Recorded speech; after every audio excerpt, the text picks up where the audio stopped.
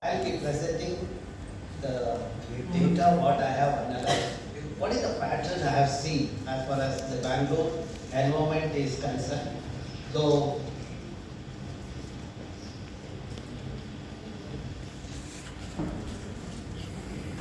when we talk about urban forestry, so we will look at the benefit for society gets from the ecosystem and also as well as the management of the urban trees. When we talk about urban forest, it includes the trees, the parks, then the whatever the forest department monitored the forest areas and also the street trees. So, and as I said in the morning, my agenda of science is to ensure clean air, water, and the environment. To some extent, I have been successful. I work in Western Ghats. And some of the insights of my study from Western Ghats also I would like to share. Because Bangalore depends on Western Ghats for various resources. So, now, when we talk about the trees, let us first understand why do we require trees. One is it improves the air quality. You can suppress the dust. You can moderate the microclimate. You can breathe. I'm sure all of you are breathing. And you can drink water because the trees facilitate population of the water, and that is the water that is available to us in our water bodies during the post-monsoon period. Now let us look at Bangalore, how it was in 1800 and today. In 1800, in a region of 741 square kilometer of the Bangalore of today, we had 1452 water bodies and 80% green cover. Because of that, temperature in the May month, the summer, is 40 to 70 degrees Celsius. And for some time in December, for a few days, temperature in the Bangalore was 2 degrees Celsius. And we were growing apples because of the temperature of 0 to 2 degrees Celsius. We were growing apples in a place called Palace Archer, which is closer to this place. Okay. And today, if you look at, we have about 216 lakes. Out of that 193 lakes, we have monitored over the last the couple of years from my students and my group members. And my feeling is the city, which was a livable city, slowly transformed into garbage city, and today it has become a dead city. Okay. Now let's look at how the population increase has happened over the period. I will not get into the details. I'll just visualize it. 91 to the 2001, 2011. Then you see that what happened after that. Okay. And now what are the problems Bangalore is facing? As I said earlier in the morning, unplanned urbanization. Had we planned, probably we would have given a better Bangalore to the Bangaloreans.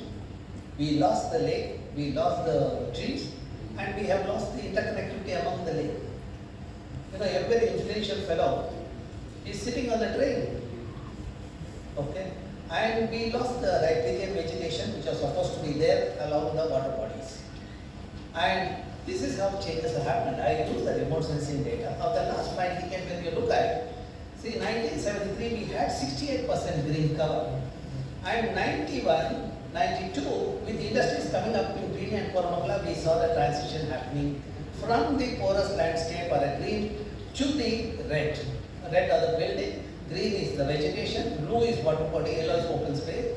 Then 2000, our enthusiasm to make Bangalore a Silicon Valley of India, IT/BT sector started coming up in the outskirts. Then 2006 intensification happened, 2009 further intensification, and today 23-24, if you look at 86% of the landscape is choked. As per the norm, what is the green cover supposed to be there in the region? 33%. What we have today is 3%. Okay? And this is how the concretization has happened. You can see how the concrete areas have evolved in the city from 8% in 70s to about 86% today. This is quite worrying. Okay? And the city has witnessed a 1078% increase in the concrete area, and we lost 88% of vegetation and 79% of the water body. And that is where I wrote an editorial also in the current science saying that city is unlivable, we need to improve it. let us do the job together. There are challenges, there are also opportunities. See, that is the job of the academician, to bring out the anomaly in the system and to see changes happening in the system. Okay. So my solution was to decongest Bangalore. Okay. And now, according to me, we have surpassed the carrying capacity of the region in terms of the supporting capacity as well as the assimilative capacity. That is, if you look at the supporting capacity, it is only supporting the people.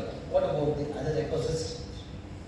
And assimilative capacity, the pollution and also, we can see the pollutant in the air and in water, which means we have crossed the threshold. So now, we had a consequence of that water crisis. The transition from the porous landscape to the wave surfaces led to this crisis. And also I wrote an article saying that it is because of the absence of the water algorithm in our planning. We didn't allow the groundwater recharge to happen. That's where we paid a heavy price.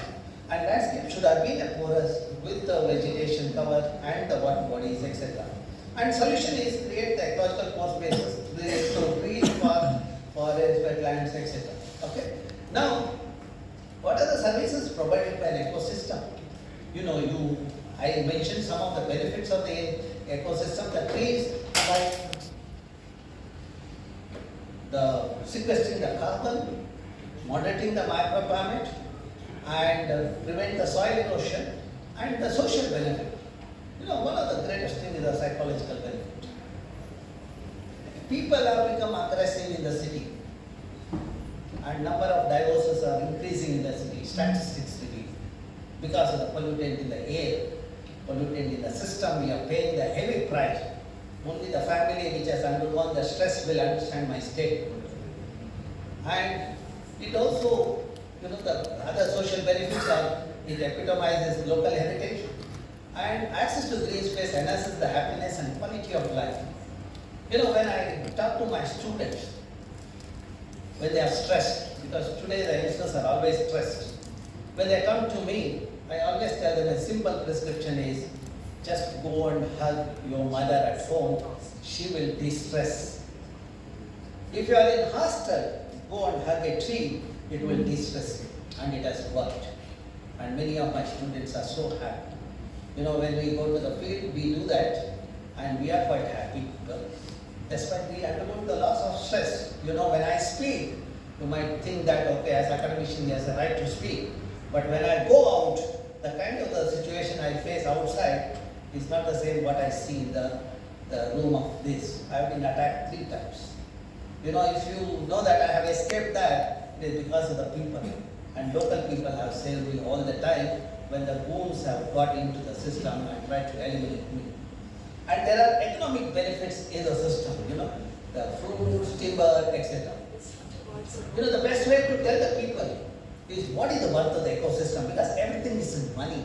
I thought that, let us say, what is the ecosystem services? Let me quantify it and tell the people what is the, carbon sequestration. If you take, that is a massive service. The trees are doing it.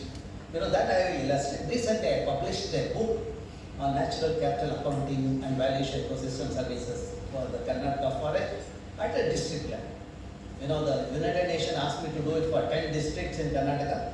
Because of the COVID, since I was not traveling, my students were not traveling, we all were in the lab. Instead of 10, we could do it in all districts in Karnataka. And that is the model we presented to the international audience through the United Nations. And now let us look at the worth of a tree. One tree which is of 50 years old, what is the benefit per year, 1 year people can get? You can see the medium-sized tree of 50 ton. You have oxygen production equivalent to 2.5 lakhs, soil erosion control 2.5 lakhs, the water percolation and water availability is 3 lakhs, etc. That's where I came out with a report and the paper on the trees of Bangalore. And look at the worth of a tree. I can conduct a classroom under a tree without any additional charges, hall charges, etc. And my audience will be more pleasant and they enjoy the thing because they also want the oxygen from the system. And these are the prominent trees in Bangalore. And how did we quantify the number of trees in Bangalore? My campus, IISc campus is about the 400 acres or 178 hectares. We did it. The detailed mapping of ISA campus, each tree was mapped using GPS, and since my student could identify, we know the species also. We linked that to the remote sensing data. And then, we didn't stop there. We used the high resolution remote sensing data, 5.8 meter the IRS data. We fused with the panchromatic data of about 1 meter. For the first time in the country, a group has done that.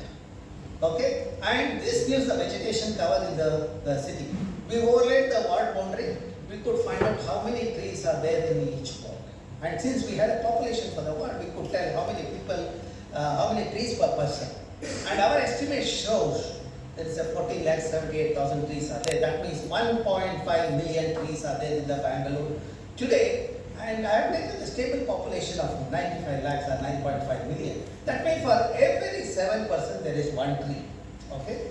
So then this gives, how did we do the thing? I will not get into the algorithm that I have used for deriving these trees. See, when you take a remote sensing data, you get only the canopy. Using canopy, we identify the species. That is the challenge. That is where the ground measurement was to be done, and that's where the spectral signature, linkages with the trees, and what is the population of the age group of the tree, all those things we looked at. And when we overlaid the ward boundary, we could find out how many trees are there in each ward, how many trees per person is there in each ward. Some of the wards have a good number of trees even today. We should make sure that we don't lose that. Okay. So then, to summarize what I said so far, is that trees are important. And am I speaking a new thing? No, I am not speaking anything new. When I look at Bible, there is a mention of at least 320 times why trees have to be conserved, why ecosystem has to be conserved. Similarly, when I look at Quran, it talks of the imminent war if you pollute the water bodies. That's why when you visit Dargah, you have to wash your feet and finger with a clean water. That's when in Dargah there are wells, you have to pull the water out of the well and then wash your feet and finger. Then only you can go to the Dargah. That means if you practice at Dargah, they thought that you will practice at home and community.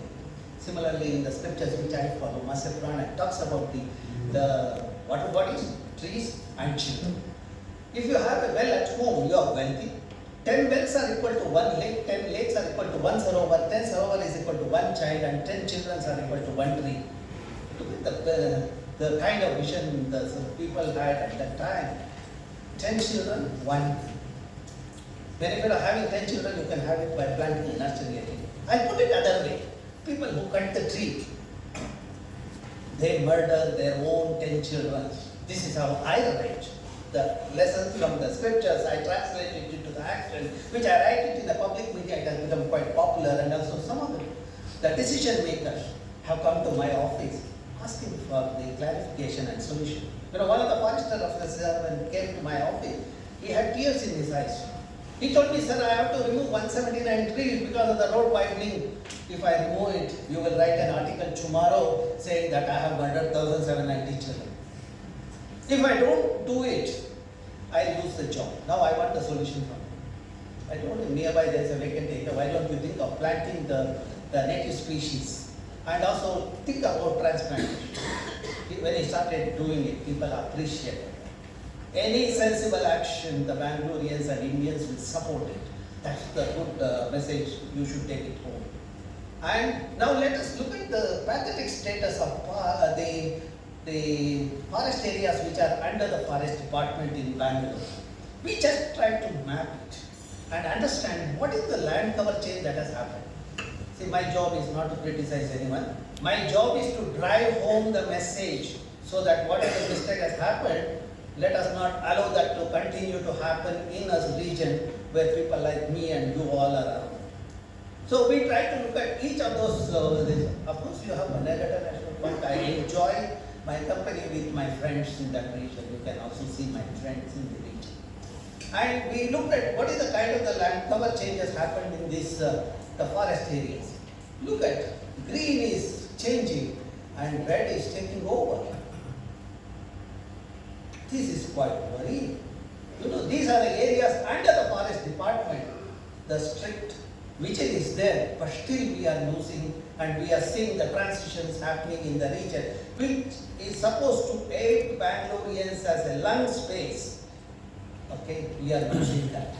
And you see that the forest area which was 1425 in this region, in those, we have eco-sensitive regions and many categories of the forest department, it is there, and today it's about 309 hectares. So that means we have failed in managing our forest, and we didn't take into account the importance of this region, the land spaces in the city. I just, yesterday I was talking to my students. I said, I got an invitation, I want to put something new to my crowd this time. I told my student, let us look at the forest areas under forest department and see what are the changes happening. How the canopies are disappearing in those forest areas also. Let us do it with this kind of assessment. Hopefully tomorrow the sensible officers will make sure that no one encroaches in the region, and we are there to help them out. Because wherever the encroachment has happened, when people have alerted, myself, my students, we have gone with the local people, we have stopped it. It's not that we are very powerful, but youth voice is quite strong. They are strong. That is what the job of academician, to bring this kind of knowledge among the youth, so that they become sensible people in the system and become responsible with the sensible actions in the system. Now let us look at the pollutant in the system. Now I did a study across the 10 cities. Out of 10 cities, the cities where public transport is weak, I have seen the higher emission. That is, for example, Hyderabad, about 54% of pollution comes from transportation sector, and 46% come from the 46% in Bangalore comes from the transportation sector, 54% from in Hyderabad from transportation sector. That means our intervention towards the mitigate the carbon is to improve the public transport. And now let us look at the building architecture. See, having a green top on this architecture building is not going to solve the problem. What do you say, Madam Brunda? Do you agree with me? I am sure you agree as a team.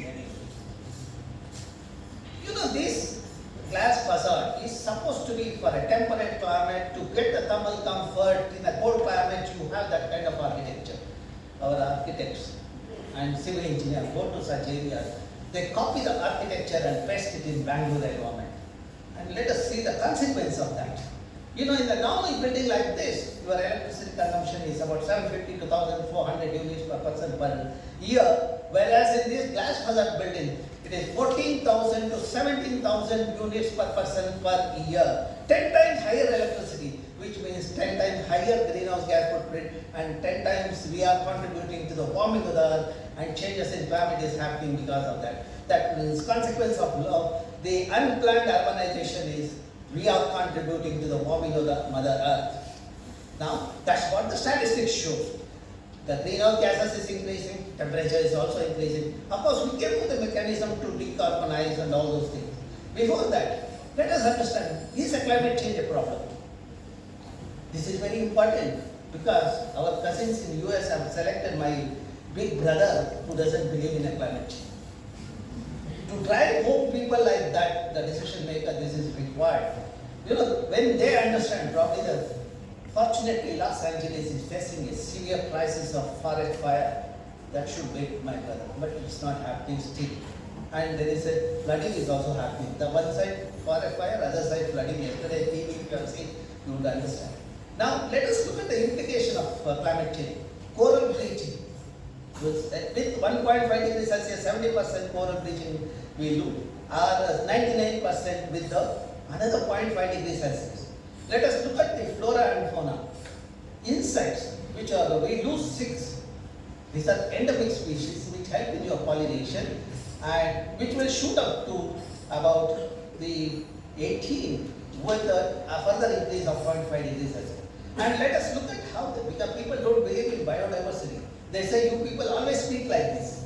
Let us show them how they get affected.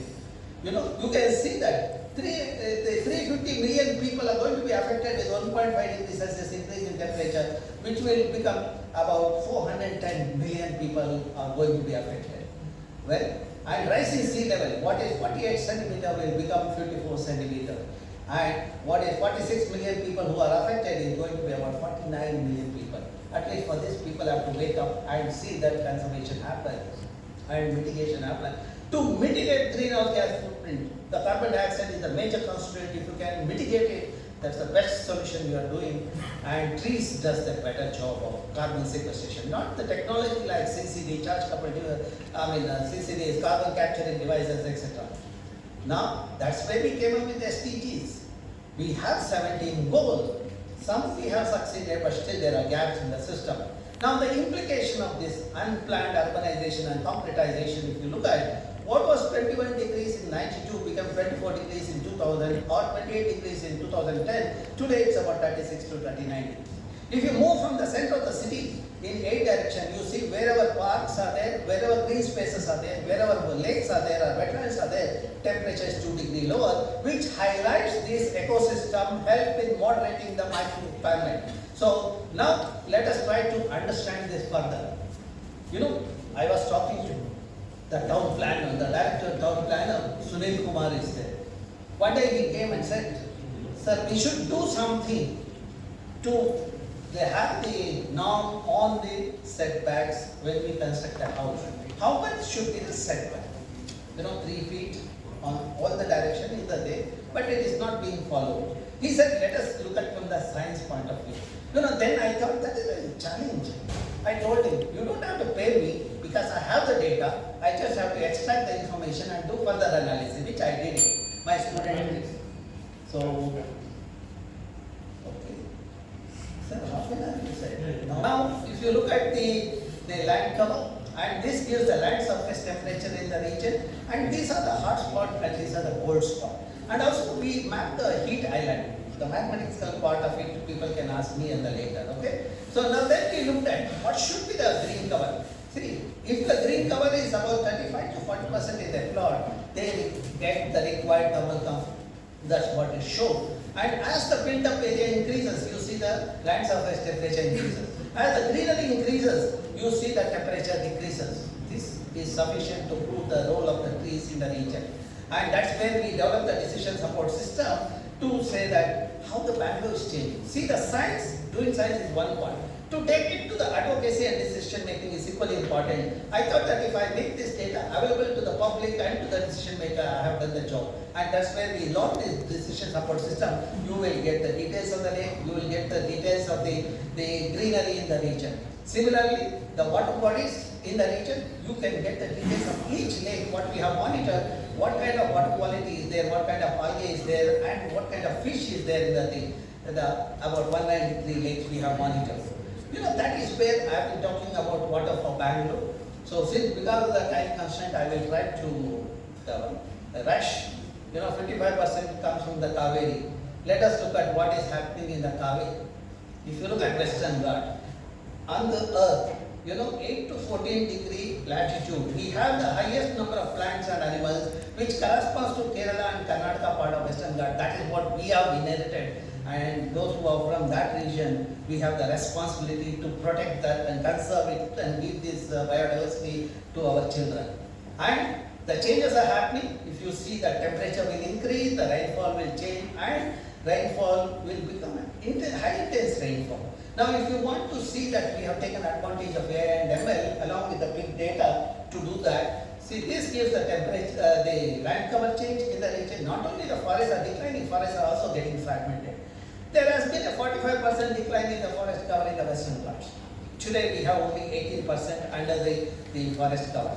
And we looked at what is the work of the ecosystem in the thing. We have the provisioning services, regulating services, and culture services for the forest ecosystem, which amounts to about the 6 lakhs to 8 lakhs per hectare per year. Okay? And we looked at the carbon service in the Western Ghat. The Western Ghat forest is about the 10% is evergreen today. And if you look at it, is storing about 1.23 million gigagram carbon. And every year it stores about 37,000 gigagram. Now, if you look at from monetary angle, it amounts to about 100 billion rupees. This is money we have to demand from the other countries who had polluted our atmosphere with the industrialization, etc. That money can be used for the economy. That's where the green credit and carbon credit will help in this. And this also help in the recharge of the groundwater, and there are some other things. See, in understanding the importance of the trees and the water availability and the psychological benefit, people had protected a patch of forest. They called it as a Devarakadu or a sacred forest. And you go and monitor the thing, surrounding area, the water is available 12 months. That's what through the science also we found out. Wherever monoculture plantation is there, the water is available 6 to 8 months. Where people have degraded the catchment with the forest cover less than 30%, we have the water only during the monsoon. That is the thing. Our foresters give us the water if they manage it properly. That's what is happening in some of the districts like Western, the Uttar Kannada, Shimoga, etc. And that's where we developed the decision support system to drive home the Western Ghat decision support system.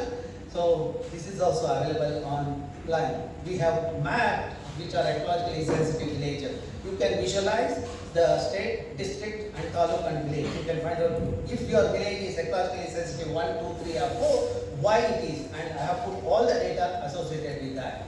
So then the last part, maybe another 1 minute is there, I will wind up in a minute.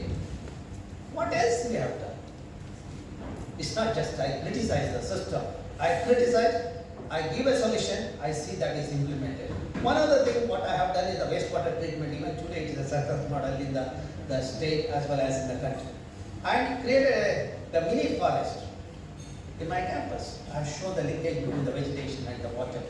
And other part is the sensitizing the youth through my government education program. This is the water body in the campus. I have a water in the campus, and I have a biodiversity of the fish and birds in the region. And of course, when I meet my friends across the country, I make them to motivate them to create the water body. Technical help we give them without charging them. And this is the solution what I did at Jakko, constructed wetland and algal pond integrated with salinity treatment plant, which provides the removal of nutrient to the 90 to 95%.